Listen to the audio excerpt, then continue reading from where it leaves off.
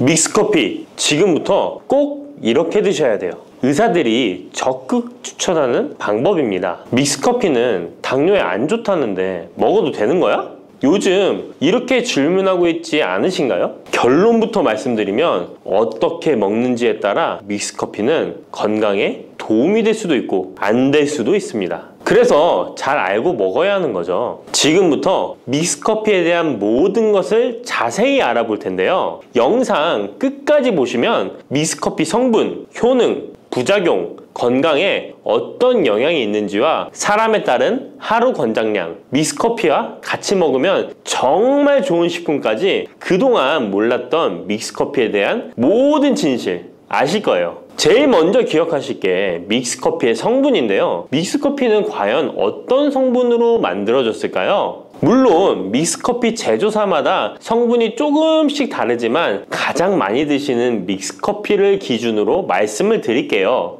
믹스커피 성분 첫 번째는 프림입니다. 프림의 원료는 코코넛의 속살인데요. 코코넛 과육에서 채취한 식물성 지방을 분말로 만들어서 믹스커피의 프림으로 사용하는 것입니다. 근데 이 프림이 지방이니까 몸에 안 좋고 콜레스테롤 수치를 높인다 하는 분들도 있고, 식물성 지방이라서 오히려 몸에 괜찮다 하는 분들도 있는데요. 어떤 게 맞는 걸까요? 정확히 말하자면 프림에 들어있는 지방은 코코넛에 추출한 식물성 지방이 맞긴 하지만 콜레스테롤을 대놓고 올리는 나쁜 포화지방이 맞습니다. 그런데 여기서 기억하셔야 할 것이 있는데요. 프림에 사용되는 주요 성분인 야자유는 중세지방산으로 일반적인 포화지방산과는 조금 다릅니다. 이 중세지방산은 일반적으로 체내에서 빠르게 흡수되어 에너지원으로 전환됩니다. 또한 일반적인 포화지방산과는 다르게 심혈관 건강에 악영향을 미치지 않고 소화에도 도움을 줄 수 있는 지방산이에요. 또한 믹스커피 프림에 들어있는 포화지방산은 그 양이 완전히 적다는 것입니다. 요플레 하나 정도에 들어가 있는 양이라고 할 수 있죠. 요플레는 건강을 위해 드시잖아요. 결국 믹스커피에는 몸에 안 좋은 포화지방산이 들어있지만 소량이라서 콜레스테롤 수치에 영향이 하루 한 잔 정도로는 매우 크게 좌지우지할 수 없다고 할 수 있습니다. 그리고 콜레스테롤에 대한 것도 잘 아셔야 하는데요. 우리가 식사하면서 섭취하는 콜레스테롤은 약 20%를 차지하고 나머지 80% 정도는 필요한 만큼 신체에서 자연적으로 합성됩니다. 그렇기 때문에 단순히 커피 한 잔 정도를 마신다고 해서 콜레스테롤 수치가 급격히 올라가거나 건강에 이상을 끼칠 정도의 영향을 주지는 않는다는 거죠. 믹스커피 성분 두 번째는 설탕입니다. 설탕은 당 성분으로 칼로리가 높아서 당연히 몸에 안 좋은 걸로 알고 계실 거예요. 더군다나 믹스커피에 들어있는 설탕은 정제 과정을 거친 백설탕이라 일반적인 설탕보다 흡수 속도가 어마어마하게 빠릅니다. 즉 믹스커피를 마신 후 만족감을 쉽게 느끼는 것은 그만큼 흡수율이 빠르기 때문인데요. 이 당이 소화 과정을 거치지 않고 곧바로 혈액에 녹아들게 됩니다. 왜 안 좋은지 아시겠죠? 근데 여기서 반전이 있어요. 믹스커피에는 설탕이 5g 정도밖에 안 들어있다는 건데요. 쉽게 설명하자면 우유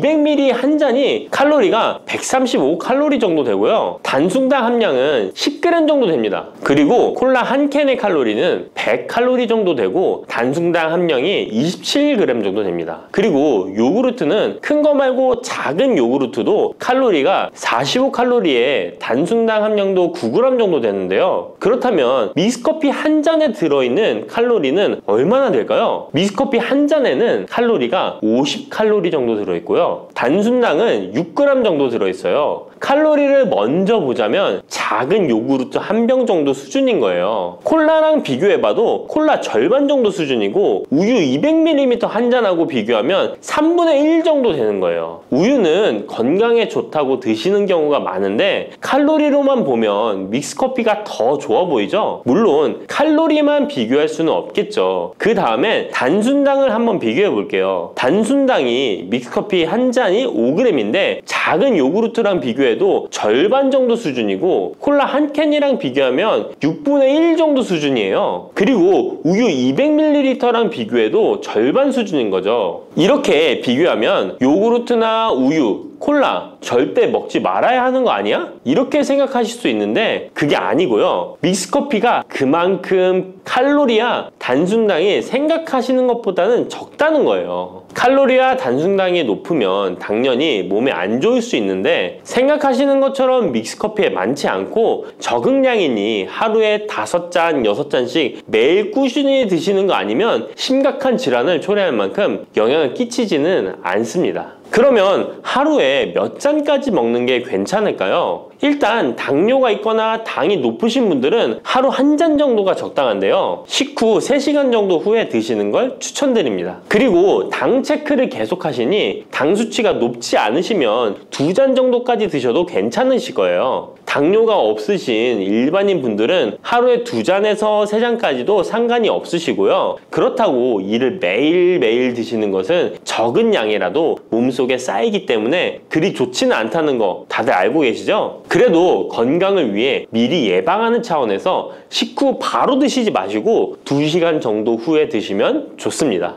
믹스커피의 성분 3번째는 커피에 들어있는 카페인입니다. 카페인에 대해 설명하기 전에 믹스커피도 일반 커피처럼 커피가 들어가 있기 때문에 커피 성분이 주는 효능이나 부작용도 나타날 수 있습니다. 먼저 커피의 효능을 보자면 커피의 효능 첫 번째, 암 예방 효과입니다. 미국 건강 매체 캔서 헬스에 따르면 ITPR3라는 물질은 대장암에서 간 전이에 기여하는 유전자의 발현을 유도해서 도미노 효과를 유발하는 물질인데 특별한 억제제는 아직 없지만 커피를 마시는 사람들에서 카페인이 이 ITPR3에 대한 억제 효과를 보인다는 것을 발표했고 카페인 섭취와 대장암 재발 및 사망률의 관계를 추적한 결과 하루 4잔 이상 커피를 마신 환자들이 전혀 마시지 않은 사람들에 비해 생존율이 현저히 향상된 것으로 규명된 바 있는 연구도 진행했었습니다. 이런 실험을 진행하면서 커피의 카페인에 대한 효능들이 지금까지 다양하게 연구되고 있는데요. 그렇다고 해서 커피를 무조건 많이 드시란 이야기는 아니고 또 믹스커피 자체가 이런 효능이 있다는 말도 아니에요. 커피에 카페인에 대한 몇 가지 실험을 이야기 드린 거고요. 그만큼 카페인에 대한 너무 부정적인 인식을 변화시켜 보시라고 말씀드리는 거예요. 커피의 효능 두 번째는 기억력 회복 효과입니다. 서울대 식품생명공학부 교수님께서 쥐의 인지 능력을 실험했는데요. 쥐를 물에 빠뜨린 뒤 안전한 장소에 도착하는 시간을 측정해 봤더니 평균 10초 정도 걸렸습니다. 그 쥐들에게 기억력을 손상시킬 수 있는 물질들을 투입하고 같은 실험을 했을 때 안전한 장소를 발견하는데 최대 40초가 걸렸습니다. 이 쥐들은 두 그룹으로 나눠 한 그룹은 하루에 3잔의 커피를, 다른 그룹은 6잔의 커피를 주입했습니다. 그 결과 하루 3잔의 커피를 준 쥐들은 20초로 빨라졌습니다. 그런데 하루 6잔을 주입한 쥐들은 거의 정상으로 돌아왔고 평균 10초 정도 걸렸습니다. 이런 결과에 따르면 커피가 기억력 회복에 확실히 도움이 되었다고 할 수 있는 실험도 있다고 간략히 소개해드리는데 참고로 이 실험에서는 일반 카페인 커피와 디카페인 커피 두 종류를 같이 실험했는데 거의 똑같은 효과를 보였습니다.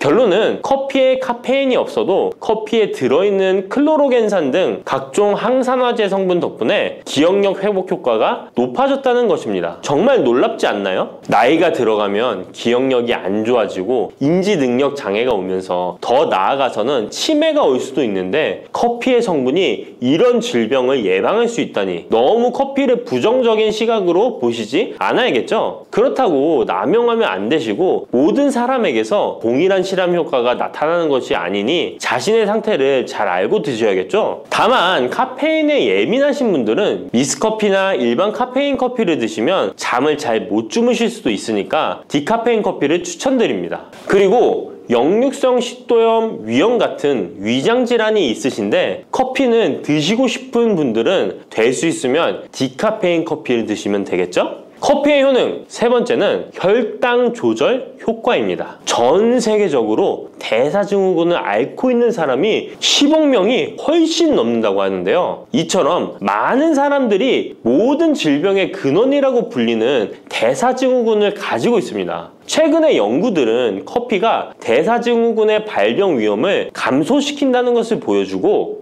대사증후군의 발병 위험률을 감소시킨다는 것을 보여주고 있는데요. 커피에 대한 매우 흥미로운 연구 논문을 소개하겠습니다. 이 연구는 하루에 5잔의 카페인을 마신 사람들과 카페인이 없는 커피를 마신 사람들을 비교했습니다. 카페인 커피를 마시는 사람과 카페인 없는 커피를 마시는 사람은 커피를 마시지 않는 사람에 비해 당 섭취 2시간 후 혈당이 13.1%나 크게 떨어졌습니다. 이 외에도 카페인의 혈당에 관계된 실험들도 많이 존재하는데요. 카페인도 적절한 용량, 그렇다고 음료에 들어가 있는 합성 카페인을 말씀드리는 건 아닙니다. 적절히 섭취하면 큰 부작용 없이 드실 수 있다는 것을 말씀드리는 거예요. 커피 효능, 네 번째는 다이어트 효과입니다. 다이어트라는 사람들이 운동하기 전에 커피를 마시고 나서 운동을 한다면 카페인이 신진대사를 빠르게 함으로써 운동 효과를 증진시키기 때문에 체중 감량에 도움을 줄 수 있습니다. 뿐만 아니라 커피에는 카페인 성분이 포함되어 있는데요. 당연하게도 믹스커피에 포함된 커피에도 카페인이 포함되어 있고요. 이런 카페인은 적절한 용량을 섭취한다면 신체적 피로 해소와 소화기능 개선과 같은 효능을 누릴 수 있습니다.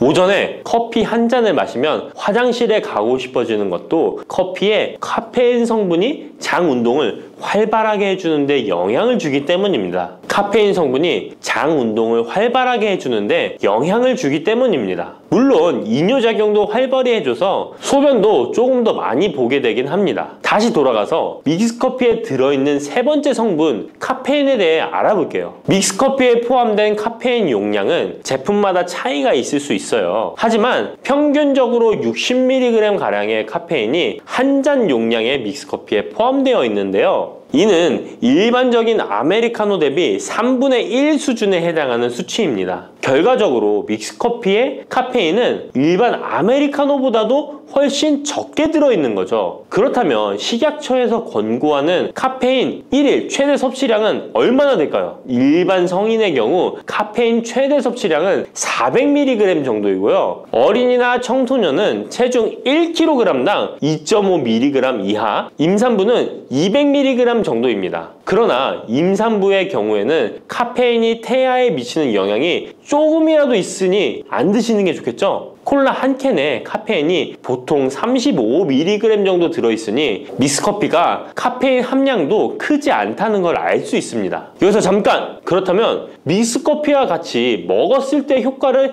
극대화시킬 수 있는 식품이 있을까요? 커피와 같이 먹으면 좋은 음식, 첫 번째는 강황입니다. 노란 빛깔의 강황가루를 넣은 커피를 골든 라떼라고도 부르고 있습니다. 강황이 몸에 좋다는 사실이 알려지면서 이미 미국과 유럽 등 전 세계적으로 엄청난 인기를 끌고 있는 새로운 종류의 커피 중 하나인데요. 강황에 함유된 커큐민 성분에는 강력한 항염 효과를 지니고 있어서 체내의 염증 유발 물질을 억제하며 암세포가 발생하고 증식되는 위험을 낮춰줍니다. 또한 우울증을 완화하는 데도 도움이 되며 기억력을 개선하고 치매를 예방하는 등의 다양한 효능을 가지고 있습니다. 강황 커피는 커피 한 컵에 강황 한 티스푼을 넣어 마시면 좋은데요. 강황 속의 커큐민은 우리 몸에 굉장히 흡수되기 어려운 성질을 가지고 있습니다. 그래서 세계적으로 유명한 원료 기업들은 각 기업마다의 커큐민 흡수율을 높인 특허 원료를 만들어내곤 하는데 간단하게 흡수율을 높일 수 있는 방법이 있습니다. 바로 후추입니다. 미국 텍사스 주립대학에서 실시한 연구 결과 강황의 커큐민은 후추의 페페린과 만나면 흡수율이 2000%까지 높아지는 것으로 나타났습니다. 강황 커피에 후추를 아주 살짝 넣어 드시면 건강 개선 효능을 높일 수 있으며 만약 향이 강하다고 느껴지신다면 우유를 조금만 넣어 드셔도 아주 좋습니다. 믹스커피와 같이 먹으면 좋은 음식 두 번째는 계피입니다. 커피에 계피를 넣으면 아주 향긋한 커피를 즐길 수 있어요. 후추와 정향에 이어 세계 3대 향신료 중 하나인 계피는 이미 수천 년 동안 약재로 사용되어 왔으며 여러 연구를 통해 계피의 다양한 효능이 입증되어 왔습니다.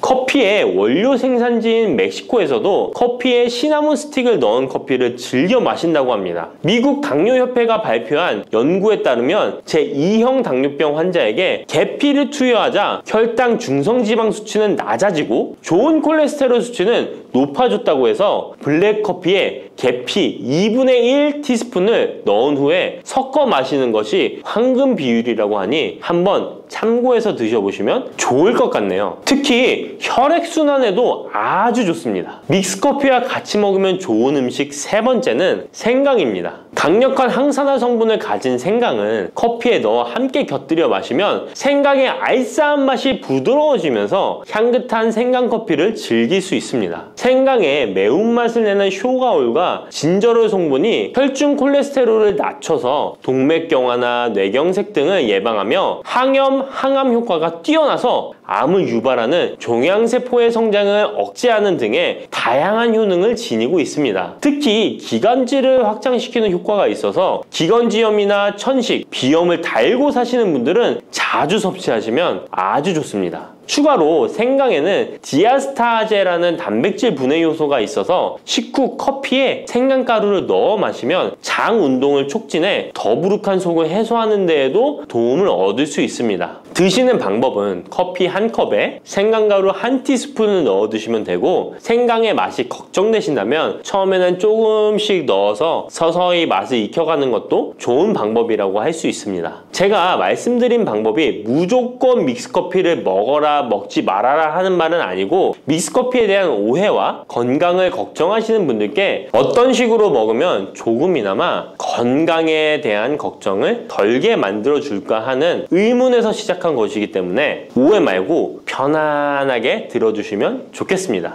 따뜻한 생강차 한 모금이 생각이 많이 나는데요, 저는 꼭 생강을 사다가 꿀을 넣은 생강청을 해놔서 자주 마시곤 합니다. 알싸한 생강차를 마시면 몸이 따뜻해지는 게 느껴지더라고요. 몸이 차신 분들은 생강이 몸을 데우는데 효과가 있다고 많이 들어보셨을 거예요. 과연 진짜 이 생강은 우리의 몸을 따뜻하게 해주는 효과가 있을까요? 또 어떤 방법으로 먹어야 효과가 좋을지 같이 알아볼게요. 생강은 다양한 건강 효능을 가지고 있어 요즘 많은 사람들이 주목하는 식품 중 하나인 거 알고 계시나요? 생강은 우리 몸에 여러 가지 유익한 성분들이 함유되어 있는데요, 그 중에서도 진저론, 쇼가올, 진저롤 성분들은 생강의 특유의 매운맛과 향을 내는 성분들이기도 합니다. 특히 이 성분들은 노년층에게도 유익한 성분이라서 건강관리에 큰 도움이 될 수 있는데요, 주목할 만한 생강의 대표적인 성분 3가지 바로 소개해 드릴게요. 생강의 첫 번째 성분은 진저론입니다. 진저론은 생강에서 가장 대표적인 활성 성분으로 생강의 매운맛과 특유의 향을 담당하고 있는데요, 진저론은 항산화 효능이 뛰어나며 세포 손상을 막아주고 노화를 예방하는 데 도움이 됩니다. 또한 진저론은 소염 작용을 가지고 있어 염증을 줄이고 통증 완화에도 효과가 있는데요, 류머티즘 관절염, 근육통, 기타 염증성 질환에 이 성분이 도움을 줄 수 있고 면역력을 증강시키는 데 중요한 역할을 해서 특히 면역력이 약해질 수 있는 노년분들에게 매우 유익한 성분입니다. 생강의 두 번째 대표 성분은 쇼가올입니다. 쇼가올은 생강을 건조하거나 가열했을 때 생기는 물질인데요, 이 성분은 항암 효과가 있다고 알려져 있어 암 예방에 효과가 있습니다. 쇼가올은 진저론보다 강력한 항염증 작용을 하는데요, 이 성분은 염증을 유발하는 물질인 프로스타글란딘의 생성을 억제하는데 매우 효과적인 것으로 밝혀졌습니다. 쇼가올은 소화기 계통에 유익한 성분으로 유명한데요, 위의 점막을 보호하고 위염을 예방하며 소화불량을 개선하는 데 유용하며 위장을 자극하여 소화를 돕고 변비를 완화하는 데 중요한 역할을 합니다. 소화 기능이 떨어지기 쉬운 노년층에게 특히 유용한 성분입니다. 생강의 세 번째 대표 성분은 진저롤입니다. 진저롤은 생강을 신선한 상태에서 섭취할 때 함유되어 있는 성분인데요, 이 진저롤은 진통 효과가 뛰어나고 항염증 작용을 통해 몸의 염증을 줄이는 데 도움을 줍니다. 이 성분은 혈액순환을 촉진하고 체온을 올려주는 효과가 있어 특히 수족냉증에 효과적입니다. 어르신분들 중 혹시 겨울만 되면 손과 발이 차신 분들이 있으신가요? 생강의 이 성분은 노년층에게 자주 겪는 손발 차가운 문제를 해결하는 데 큰 도움이 될 수 있습니다. 또한 항균과 항바이러스 성질을 가지고 있어 감염 예방에 도움을 받을 수 있으므로 호흡기 질환을 예방하고 증상을 완화하는 데 효과적인 성분입니다. 혹시 중국의 성인 공자를 아시나요? 누구든지 한 번쯤은 들어보셨을 텐데요. 공자는 살아생전에 먹는 음식도 매우 철저하게 관리했다는데요. 공자가 매 식사마다 생강을 빼놓지 않고 먹었다는 것 알고 계셨나요? 공자는 생강이 얼마나 몸에 좋은지 그 옛날부터 알고 있었던 것이죠. 공자는 73세에 생을 마감했는데 그 옛날 평균 수명을 생각하면 어마어마하게 장수를 했던 것이죠. 이렇게 건강에 좋은 생강이 왜 그렇게 좋은지, 생강이 이 우리 건강에 어떤 도움이 되는지 4가지 주요 효능을 소개해 드릴게요. 생강의 효능 첫 번째는 면역력 강화입니다. 서울대 노화연구소에서 꼽은 면역력에 좋은 식품 3가지 안에 이 생강이 포함되는 거 알고 계셨나요? 생강에는 아까 소개해드렸던 3가지 성분 진저론, 쇼가울, 진저룰이 포함되어 있어 면역력을 강화하는 데 매우 효과적입니다. 특히 항염증 효과가 뛰어나 몸의 염증을 줄여주고 면역 체계가 더 강하게 작동하도록 도와주는데요. 면역력이 떨어지기 쉬운 노년층에게는 자주 섭취하는 것이 좋은 식품입니다. 생강을 꾸준히 섭취하면 감기나 각종 질병에 걸리는 확률을 낮출 수 있다는 거 잊지 마세요. 생강의 2번째 효능은 항산화 효과입니다. 미국 국립암연구소가 꼽은 항산화 식품 1등급인 생강은 진저론과 쇼가울 같은 성분이 포함되어 있는데요. 이 성분들은 강력한 항산화 효과를 가지고 있으며 이 항산화 물질은 우리 몸에서 자유 라디칼이라는 유해 물질을 제거해 주어 노화, 염증, 심혈관 질환과 각종 질병을 예방하는 데 중요한 역할을 합니다. 특히 생강은 세포의 산화 스트레스를 줄이고 피로 회복과 노화 방지에 효과적이어서 건강한 노년을 위해 꼭 필요한 식품이라고 할 수 있죠. 생강의 3번째 효능은 바로 수족냉증 완화입니다. 수족냉증은 특히 노년층에게 흔하게 나타나는 증상 중 하나인데요. 손발이 차가워지고 특히 겨울철에 더 불편함을 겪는 분들이 많으시죠. 생강은 혈액순환을 촉진시켜주는 효과가 있어 수족냉증을 완화하는 데 탁월합니다. 생강의 진저롤 성분이 체온을 높여주고 혈관을 확장시켜서 손발이 따뜻해지는 데 도움을 줍니다. 또한 한의학에서는 생강이 몸의 찬 기운을 밖으로 내보내주고 또 몸 안에 열을 발산해주는 효능이 있다고 유명한데요. 우리 옛 조상부터 이 생강이 몸을 따뜻하게 해주는 효과가 있다는 것을 알고 있었던 것이죠. 생강의 4번째 효능은 소화불량 개선입니다. 예전처럼 많이 먹지도 않았는데 속이 더부룩하신 분들 많이 계시죠. 소화불량은 나이가 들면서 자주 겪게 되는 문제인데요. 생강은 소화불량을 개선하는데 매우 효과적입니다.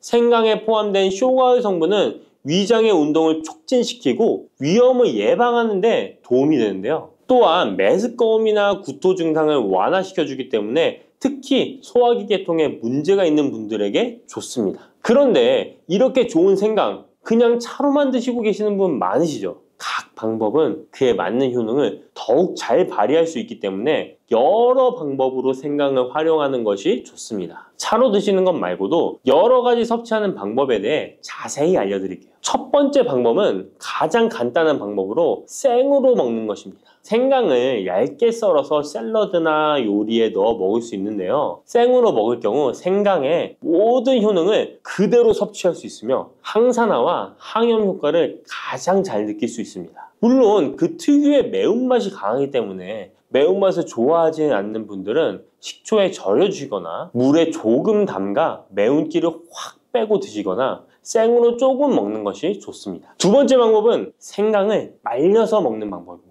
생강을 건조해서 차나 국물에 넣어 먹을 수 있는데요. 볕이 잘 들고 통풍이 잘 되는 곳에 말리셔도 되고 아니면 음식 건조기에 넣고 말리셔도 됩니다. 말린 생강은 소화 기능을 더욱 돋고 소염작용을 강화하는 데 효과적입니다. 또한 말린 생강은 장시간 보관이 가능하고 생강의 매운맛이 부드럽게 중화되어 편하게 섭취 가능한데요. 체온을 높여주는 효과가 있어 겨울철에 특히 유용합니다. 차로 끓여 마시면 몸을 따뜻하게 해주고 피로 회복에도 도움이 됩니다. 3번째 방법은 생강을 가루로 내서 먹는 방법입니다. 생강가루는 다양한 요리에 활용할 수 있고 특히 음료나 디저트에 넣어 먹기에 좋은데요. 혹시 진저맨 쿠키라고 들어보셨나요? 크리스마스에 자주 보이는 쿠키인데요. 외국에서는 진저맨 쿠키라고 쿠키 반죽에 생강가루를 넣어 겨울철 생강을 먹기 싫어하는 아이들에게 주는데요. 이렇게 가루 형태로 만들게 되면 생강의 매운맛을 부드럽게 즐길 수 있고 물에 타서 마시거나 다양한 요리에도 넣어 드실 수 있고 또한 소화 기능을 돕고 약간의 진통 효과까지 누릴 수 있습니다. 그냥 생강만 드시게 되면 너무 맵다고 하시는 분들 있으신가요? 혹시 생강의 향이 너무 강해서 조금 옅게 드시고 싶은 분도 있으실 텐데요. 그런 분들은 주목해 주세요. 생강과 잘 어울리는 식품 몇 가지 소개해 드릴게요. 생강과 잘 어울리는 식품 첫 번째는 레몬입니다. 레몬과 생강은 궁합이 아주 좋은데요. 레몬은 비타민C가 풍부해서 면역력 강화에 도움을 주고 생강은 항산화 작용을 하는데요. 두 가지를 함께 섭취하면 서로 효과가 극대화돼서 특히 감기 예방에 탁월합니다. 또한 레몬은 소화 촉진에 도움을 주며 생강도 소화불량 개선에 뛰어난 효능이 있는데요. 이 둘을 함께 드시면 소화 기능이 개선되고 면역력 강화와 항산화 효과까지 배가 된다는 것 잊지 마세요. 생강과 레몬은 레몬 생강차나 레몬과 생강을 함께 넣은 샐러드로 드시는 것을 추천드립니다. 생강과 궁합이 좋은 식품 두 번째는 강황입니다. 강황은 생강과 함께 먹으면 항염증, 항암, 면역력 증진 효과가 매우 강력해지는데요. 강황의 주성분인 커큐민은 항염증과 항산화 작용이 뛰어나 생강의 진저론, 쇼가올, 진저롤과 함께 염증을 줄이고 세포 보호 효과를 극대화할 수 있습니다. 또한 강황은 면역력을 강화하는 데도 중요한 역할을 하는데요. 생강과 강황은 두 가지 모두 소염작용이 뛰어나기 때문에 관절염이나 염증성 질환을 앓고 있는 사람들에게 매우 뛰어난 작용을 합니다. 강황 생강차는 특히 겨울철에 체온을 올려주는 효과가 있어 겨울철 몸이 차신 분들, 수족냉증이 있으신 분들에게 추천드립니다. 생강과 같이 먹으면 좋은 식품 세 번째는 꿀입니다. 겨울철 꿀에 생강을 담가 차로 드시는 분들 많으시죠? 꿀은 생강과 함께 섭취하면 그 효능이 배가 되는데요. 꿀은 항균과 진정 효과가 있어 생강의 자극적인 맛을 부드럽게 해줄 뿐만 아니라 또한 꿀은 피로 회복에 좋고 생강과 함께 먹으면 소화불량 개선에도 도움이 됩니다. 꿀 생강차는 속을 따뜻하게 해주고 위와 목을 따뜻하게 해주어 감기 증상이나 기침 완화에도 좋은 음료입니다. 이렇게 건강에 좋은 생강, 몸에 좋다고 많이 드셔도 될까요? 모든 식품은 과, 유, 불, 급인데요. 생강도 마찬가지로 적절히 섭취해야 효과가 있습니다. 또한 잘못 먹으면 몸에 해가 되는 부작용이 있을 수 있기 때문에 몇 가지 유의사항을 알아두는 것이 중요한데요. 바로 알려드릴게요. 생강을 저장할 때 대충 비닐에 보관하셨다가 곰팡이 피신 분도 있으시죠? 생강은 곰팡이가 생기지 않도록 주의해야 하는데요. 생강은 수분 함량이 많아 습기에 민감하고 곰팡이가 쉽게 생길 수 있습니다. 이때 곰팡이가 생긴 생강은 섭취하지 않도록 하세요. 생강에 핀 곰팡이는 미코톡신이라는 독소를 생성하는데요. 일부 미코톡신은 인체에 매우 유독해 간과 신장, 면역체계에 심각한 손상을 줄 수 있습니다. 생강의 일부분만 곰팡이가 생겨도 이 독이 생강 전체에 퍼질 수 있어 곰팡이 핀 생강은 아깝더라도 전체 다 버리셔야 한다는 거 잊지 마세요. 곰팡이가 피지 않도록 생강을 보관할 때는 통풍이 잘 되는 곳에 보관하고 습기가 많은 곳은 피하는 것이 좋습니다. 생강은 많은 효능을 가지고 있지만 과다 섭취할 경우 부작용이 있을 수 있는데요. 너무 많이 지나치게 먹으면 속이 쓰리거나 위염이나 위장장애를 일으킬 수 있습니다. 하루에 2에서 3g 정도로 섭취하는 것이 적당하며 위장에 민감한 분들은 조금 더 적은 양을 섭취하는 것이 좋다는 것 기억하세요. 네, 안녕하세요. 현재 저는 작은 운동센터를 운영하고 있는 박경우 트레이너라고 합니다. 반갑습니다. 무릎 통증을 없애는 방법이 가장 확실한 방법 중에 하나는 근육이죠. 저희가 이 무릎 통증에 대한 원인을 복합적으로 봐야 되긴 하지만 요즘 들어 가장 크게 무릎 통증을 발생시키고 있는 원인으로는 근육을 꼽을 수가 있습니다. 체중 자체가 증가되면 저희가 상식적으로 생각을 해봐도 무릎에 가해지는 부담은 점점 더 커질 수밖에 없습니다. 그럼 왜 그렇게 이 체중 자체를 줄이라고 하냐? 정말 단순한데요. 걸을 때만 하더라도 저희의 몸은 하중이라고 하는 것을 지탱하게 됩니다. 몸의 이 하중을 지탱하는 것은 생각보다 무릎이 많은 힘을 발생시킬 수밖에 없는데요. 체중을 지지하는 부담은 무릎에서 느껴지는 것의 체중의 3배에서 5배까지 크게 느껴지게 됩니다. 그러면 그 말은 즉슨 체중 1kg를 감량을 하게 되면 무릎에서 느끼는 부담은 체감상 3kg에서 5kg 정도가 부담이 줄어들게 된다는 것이죠. 체중 감량을 하시는 것을 권장드리고 이제 말씀드리는 것입니다. 앉아있을 때에도 무릎이 아프거나 서 있기만 해도 무릎이 아프다, 혹은 걸어 다닐 때에도 무릎이 아프다 하신다면 그때는 운동을 하지 않으시는 것을 권장드리고요. 왜 권장을 하지 않느냐? 단순합니다. 저희가 앉아만 있어도 아프다라고 하는 것은 관절 주변에 염증이 생겼다는 것입니다. 염증이 있으면요, 저희는 휴식을 취해야 하는 것이지 운동을 해야 하는 것이 아닙니다. 이러한 사항들을 종합적으로 봤을 때 걷거나 아니면 다른 생활을 할 때 나는 통증은 없어 라고 하신다면 그럼 누구라도 운동을 하실 준비가 된 겁니다.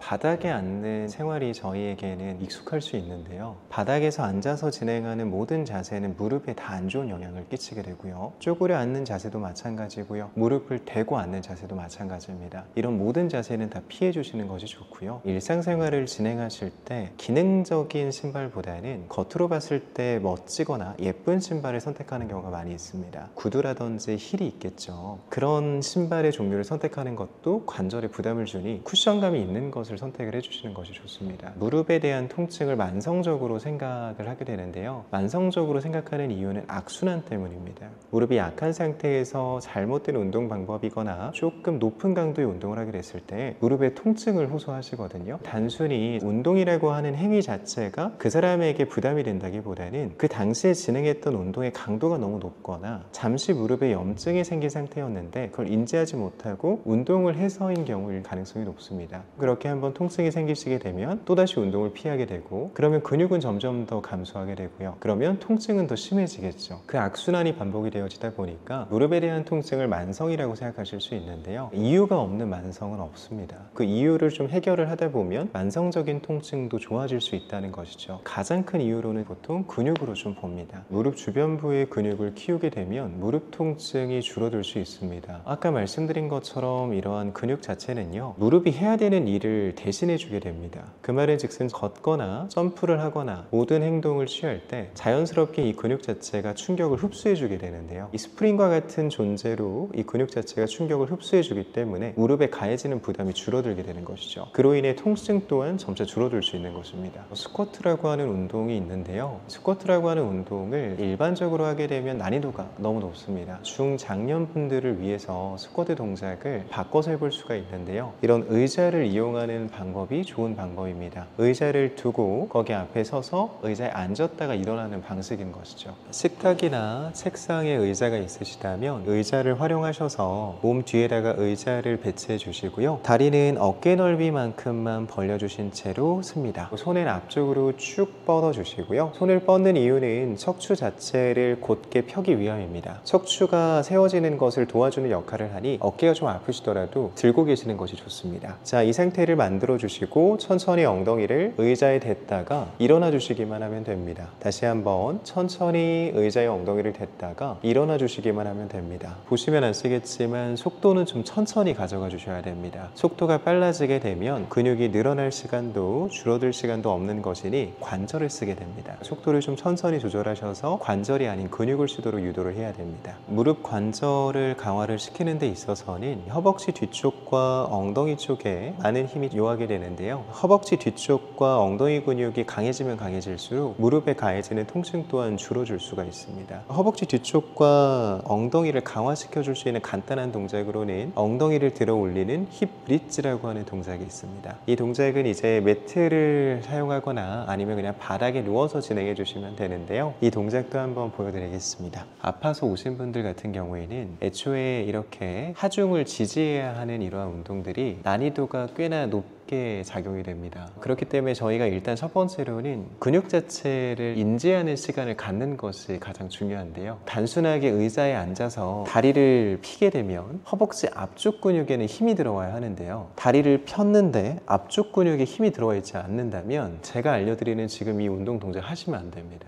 보통 그런 경우에는 제가 말씀드린 것처럼 운동을 할 수 있는 상태인지를 체크를 해보셔야 되는데요. 결국에는 이런 운동 동작들이 도움이 되기 위해선 근육이 좀 쓰여져야 됩니다. 그 근육을 쓸 수 있는 상태인지를 먼저 확인을 해봐야 하잖아요. 그 근육을 쓸 수 있는 상태를 확인하는 것은 의외로 간단합니다. 의자에 앉으셔서 다리 자체를 먼저 한번 쭉 펴보십시오. 핀 상태에서 내가 이 허벅지 앞쪽을 손으로 만져서 힘이 들어가고 있는지를 체크해 보셔야 돼요. 힘이 들어가고 있다면 좀 딱딱해졌을 것이고요. 근데 이렇게 올렸음에도 불구하고 말랑말랑하신 분들이 있으세요. 말랑말랑하다면 이 허벅지 앞쪽 근육 자체 근육의 신경계가 완전히 죽은 것이거든요. 그러면 저희가 이런 근력 운동 하시면 안 돼요. 분명 그 상태까지 가셨다면 혼자서 운동하는 것은 불가능합니다. 전문가하고 같이 운동을 하시는 것이 좋고요. 전문가 중에서도 재활을 전문적으로 하시는 분들이 있으실 거예요. 그분들을 찾아가셔서 같이 운동을 하시는 것이 가장 좋습니다. 저의 경우에는 시니어분들이 많이 찾아와 주시고 시니어분들께서도 운동을 하고 싶으시지만 배울 만한 공간을 찾지 못하시는 경우가 참 많거든요. 한 분이 먼저 하셔서 좋은 효과를 먼저 나타나게 되시면 그분으로 인해서 소개로 이제 좀 찾아와 주시게 되시는 거죠. 이러한 연령층이 실질적으로는 예전에 비해서 많이 낮아졌다고는 하지만 보통은 이제 사실 시니어 분들이라기보다는 부모님 세대 분들이 많이들 찾아와 주십니다. 60세부터 65세 구간의 회원분들이 가장 많으시고요. 70세가 넘어가시는 회원분도 계시기는 하지만 70세가 넘어가시는 회원분들은 그렇게 많지는 않으십니다. 이 근육의 신경 자체가 제가 죽었다고 표현을 했지만 사실상은 잠들어 있다는 표현이 조금 더 맞을 겁니다. 근육의 신경 자체가 어디 가지는 않는 것이거든요. 근데 너무 오랫동안 쓰지 않았기 때문에 이런 근육의 신경 자체를 내가 느끼지 못할 뿐입니다. 결국에는 뇌에서 보내는 그 신호와 근육의 신경계가 잘 만나야 하는데 그게 이루어지지 않으시는 것이죠. 그러면 그걸 인지시켜 드리면 됩니다. 제가 보여드렸던 이러한 평가 동작이 운동 동작이 될 수도 있는데요. 올려서 이 앞쪽에 힘이 들어오게끔 유도를 하는 것인데 단순합니다. 손가락으로 조금씩 건드려 주시는 것만으로도 효과가 있고요. 손가락으로 건드려 주셔서 이쪽에 힘을 주셔야 돼요 라고 하고 육성으로 말하면서 이 근육 자체를 쓸 수 있도록 계속 같이 도와드리는 겁니다. 육성으로 여기 앞쪽에 힘이 들어오시는 것을 느끼셔야 돼요. 혹은 이제 같이 만지면서 여기가 조금은 딱딱해지신 거 느껴지세요 라고 하면서 이제 같이 힘이 들어오는 것을 확인하는 것이죠. 그러면 그거를 연습하는 겁니다. 그래서 자연스럽게 무릎을 피는 동작만으로도 허벅지 앞쪽 근육의 신경을 조금씩 깨우고요. 앞쪽의 신경이 깨어난 이후부터 근육을 쓰고 있다는 것을 인지를 하고 난 이후부터 운동이 시작이 되어야 됩니다. 저희는 이제 남이래역이라고 하는 역에 위치가 되어져 있고요. 남이래라고 하면 많이들 생소하실 수 있으나 남이래역 8번 출구 나오시면 저희를 맞이해 보실 수 있습니다. 연락을 주신다면 언제든지 상담이 가능한데요. 저희가 너무나 죄송하게도 현재 모든 예약이 다 마감이 됐어요. 더 이상 이제 받기는 조금은 어려울 것 같고요. 만약에 이제 연락을 주신다면 대기 인원만 조금은 저희가 등록을 해드리고 있습니다. 기다리셔도 괜찮다면 상담 요청을 주셔도 되시고요. 오시게 되면 저희가 고정적인 수업 타임을 잡아드리기가 좀 어렵지만 오시는 분들에 한해서는 다 무료로 체험을 도와드리고 있어요. 이런 운동을 배우러 갔을 때 아셔야 하는 것이 당일에 등록을 권장드리지 않습니다. 이 운동이라고 하는 것은 특히나 재활에 대한 영역, 건강에 대한 부분을 좀 염려해서 운동을 하러 오셨다면 못해도 3개월이라고 하는 시간을 같이 보내게 되거든요. 그럼 이 3개월이라고 하는 이 시간 자체가 결코 짧은 시간이 아닙니다. 내가 이 하루 만에 이러한 결정을 내린다라고 하는 것은 좀 섣부를 수 있고요. 내가 어떻게 하면 나에게 맞는 그런 센터를 고를 수가 있냐 이렇게 볼 수가 있는데 저희가 해드리는 것처럼 체험을 받아보시면 됩니다. 한 곳만 받지 마시고요. 못해도 3곳은 받아보세요. 3곳을 받아보시면 나에게 맞는 선생님이 어떤 선생님인지도 좀 아실 수 있으실 거고요. 내가 좀 에너지가 넘치는 수업이 필요한 사람일 수도 있고요. 아니면 차분하게 설명을 듣는 것이 잘 맞는 사람일 수도 있습니다. 나에게 맞는 선생님을 고르시고 체험 받아보시는 걸 권장드립니다. 요즘 들어 뱃살, 내장지방 쏙 빼는 기능이 좋기로 소문난 레몬, 요리에도 많이 사용하는 과일이죠. 레몬에는 다양한 성분이 있어 건강에 놀라운 효능을 발휘하는데요. 레몬도 잘 알고 드셔야 제대로 된 효능을 누릴 수 있습니다. 잘못 드시면 오히려 몸에 독이 되는 경우도 많이 있거든요. 영상을 통해 레몬에 어떤 효능이 있는지, 어떻게 먹어야 되는지, 함께 먹으면 보약이 되는 음식에는 어떤 것이 있는지, 그리고 레몬 드실 때 주의할 점까지 레몬에 대한 모든 것 알려드릴게요. 레몬은 다이어트뿐만 아니라 당뇨 예방과 관리에도 아주 탁월한 효능이 있습니다. 최근 연구 결과에서 레몬에 들어있는 비타민 C와 풍부한 식이섬유, 각종 무기질과 구연산이 혈당 조절에 효과가 있어 당뇨 예방에 도움이 될 수 있고 지방을 분해해주는 효능이 있어 다이어트에도 도움이 된다고 발표했습니다. 또한 레몬은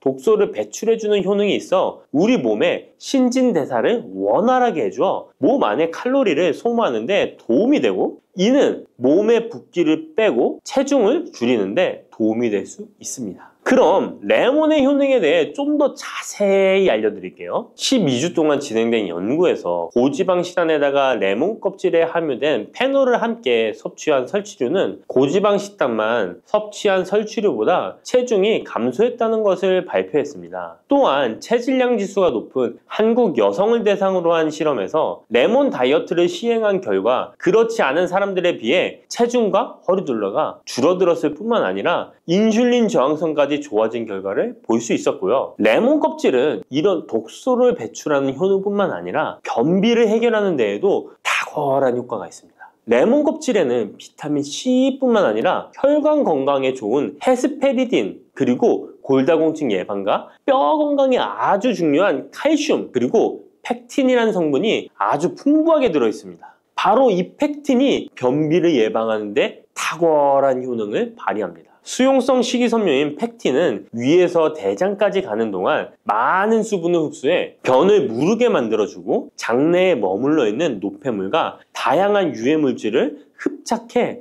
변과 함께 몸 밖으로 배출시키며 장내 환경을 깨끗하게 해주어 건강 상태를 유지하도록 도와줍니다. 그리고 레몬 과육에는 없고 오직 레몬 껍질에만 있는 성분이 있는데 디리모넨이라고 하는 천연 오일입니다. 디리모넨은 레몬의 상큼한 향을 내는 성분이기도 하며 장을 자극해 연동 운동이 활발하게 되도록 도와주어 변비를 예방해 줄 수 있습니다. 또 레몬에는 구연산이라는 성분이 풍부한데 이 구연산이 체내 지방분해 효소를 활성화시키는 역할을 해줍니다. 활성화된 지방분해 효소는 쌓여있는 내장 지방을 태워주어 허리둘레를 줄여주는데 많은 도움을 주게 되고요. 아침에 일어나자마자 공복에 레몬수를 마시면 체내의 대사 기능이 활발해져 몸 안에 에너지 소비가 활성화됩니다. 대한비만학회에서 발표한 연구 결과 레몬수를 섭취한 그룹이 그렇지 않은 그룹보다 내장 지방이 더 많이 감소했다는 것을 확인할 수 있습니다. 또한 레몬에 들어있는 성분들은 뇌졸중의 위험을 줄여주는데 도움이 될 수 있습니다. 한 연구에 따르면 감귤류에 함유되어 있는 플라보노이드는 여성의 허혈성 뇌졸중 위험을 낮추는데 도움이 될 수 있다고 발표했습니다.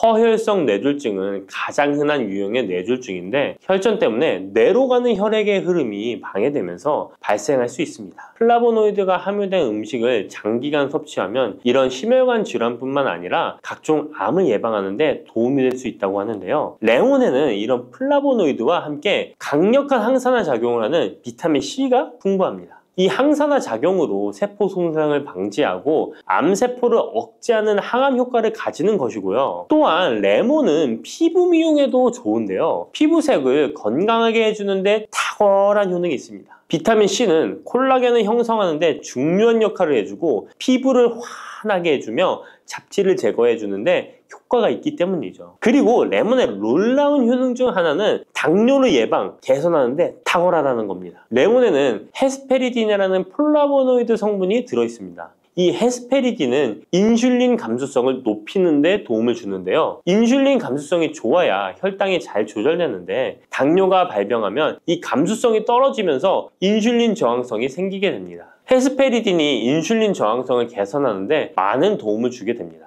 또한 레몬에는 많은 양의 항산화 물질들이 들어있습니다. 비타민 C뿐만 아니라 폴리페놀, 플라보노이드 등 다양한 물질들이 혈당으로 인해 공격받고 상처난 세포들을 보호해주는데 장에 베타세포를 보호해주는 것이 아주 중요한 효능입니다. 베타세포는 인슐린을 분비하는 세포인데 당뇨가 생기면 가장 먼저 타격을 받게 됩니다. 레몬을 통해 베타세포를 보호하여 당뇨를 예방할 수 있게 되는 것이죠. 이 레몬을 복용하는 가장 좋은 방법은 바로 레몬수입니다. 그럼 레몬수를 만드는 방법을 바로 알려드릴게요. 깨끗하게 씻은 레몬 1개와 물 1리터를 준비해주세요. 레몬은 양끝 부분은 쓴맛이 나기 때문에 잘라주시고 레몬의 씨는 제거해도 되고 그냥 두셔도 됩니다. 적당한 크기로 자른 레몬을 80도 정도의 뜨거운 물에 넣어줍니다. 충분히 우려내 주시면 레몬물 완성입니다. 물의 온도별로 레몬물의 항산화 능력이 어느 정도 차이가 나는지 실험을 한 결과 80도 이상의 뜨거운 물에서 가장 높은 항산화 효과가 나타났다는 발표를 한 적이 있습니다. 레몬의 제대로 된 효능을 얻기 위해서는 레몬물을 만들 때 꼭 뜨거운 물로 레몬을 우려내 주시기 바랍니다. 레몬물은 실온에서 어느 정도 식힌 후 미지근해졌을 때 마시면 됩니다. 레몬의 산미가 강해 드시기 힘드신 분들은 물을 충분히 더 희석하여 드시다가 적응이 되면 물의 양을 줄이시면 됩니다. 이런 레몬수를 만들어 드실 때 주의할 점이 있는데요. 첫 번째는 반드시 충분한 양의 레몬을 넣어야 한다는 것입니다. 레몬수를 만들 때 레몬 자른 것 몇 조각을 넣어 드시는 경우가 있는데 이 정도는 충분하지 않습니다. 물 1리터에 레몬 1개 정도 우려서 드셔야 레몬의 효과를 볼 수 있습니다. 두 번째는 설탕을 넣으면 안 된다는 것입니다. 레몬의 신맛이 강해 먹기 힘든 분들이 종종 설탕을 넣어 드시는데 그렇게 하시면 오히려 우리 몸에 독이 됩니다. 레몬수의 맛을 위해 설탕을 넣다 보면 설탕을 과하게 드실 수 있기 때문에 넣지 않는 것이 좋습니다. 그리고 세 번째는 레몬을 세척할 때 깨끗하게 하셔야 되는데요. 깨끗하게 세척한다고 식초, 베이킹소다를 많이 사용하시잖아요. 하버드 대학 연구 결과가 있는데요. 레몬은 물에 2분 정도 담가 두었다가 흐르는 물에 잘 씻어주면 농약은 100% 제거된다고 합니다. 그런데 일반적인 상식과는 달리 베이킹소다와 식초를 사용하게 되면 농약이 일부 남아있다는 것을 발표했습니다. 레몬을 세척할 때는 아무것도 넣지 않는 깨끗한 물을 사용하시기 바랍니다. 다음으로 레몬과 함께 먹으면 시너지 효과를 내는 음식을 알려드릴게요. 첫 번째는 바로 계피입니다. 레몬과 계피를 함께 사용하여 약으로 쓰기도 하는데요. 레몬과 계피를 함께 먹으면 면역 체계를 강화해 주는데 도움이 됩니다. 계피는 향긋한 향과 매운맛이 특징인데 소화를 도와줄 뿐만 아니라 혈당 조절에도 탁월한 효능이 있습니다. 또한 레몬에는 염증을 억제하고 수치를 줄여주는 산화 방지제가 풍부한데 레몬과 계피를 지속적으로 섭취하면 강력한 항염 작용이 나타나 관절염에도 많은 도움을 받을 수 있습니다. 또한 레몬과 계피는 다이어트에도 많은 도움을 줄 수 있는데요. 계피는 혈액 속에 인슐린과 탄수화물 수치를 조절해 복부의 지방이 쌓이지 않도록 도와주기 때문입니다.